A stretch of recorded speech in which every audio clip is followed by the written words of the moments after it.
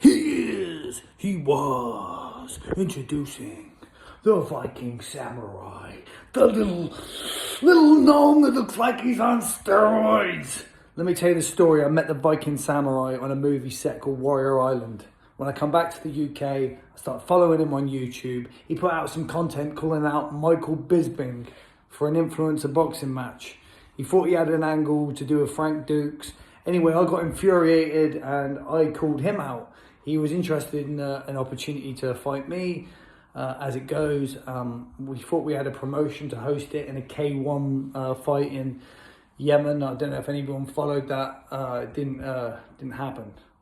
It didn't happen because I wasn't involved. You know, it was through somebody else who actually was a scam artist. Yeah, that's right. He's a scammer. He was just out for what he could get. How much money he got out of us, I don't know. But he got some sponsorship money out of me. And until he pays it back, he's cut off. He could have been an influencer boxer like me.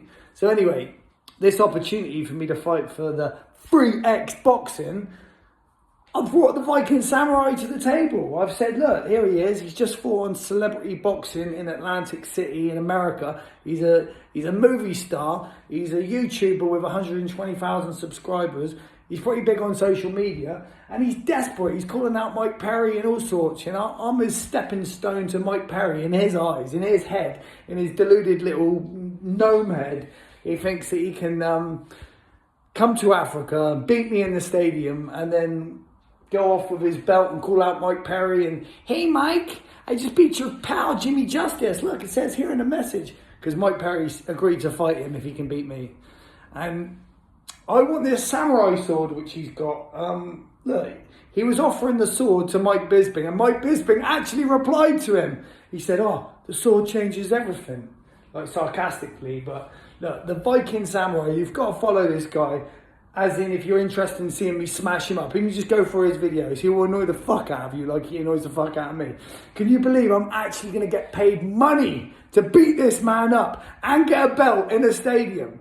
You know, what a difference a day makes. One day I've got a kennel fight to look forward to on Shadow Boxer, and the next day I've got a stadium fight in Ghana with some of the biggest sponsors in the world. Now this is... If anyone's taking the piss out of influencer boxing, this is what I've got to do. I'm a gatekeeper to guys that want to go on to big things, yeah, like Jake Paul and stuff like that. They need to be a real boxer. You know what I mean? You can't just fight fucking Mike Perry, Jake Paul. It doesn't matter what your platform is. Then this is where it's at. I'm the gatekeeper, yeah? I'm going to have the belt, yeah? And I've got this resume behind me. I'm undefeated in bare knuckle boxing. You know, MMA fighter, MMA champion.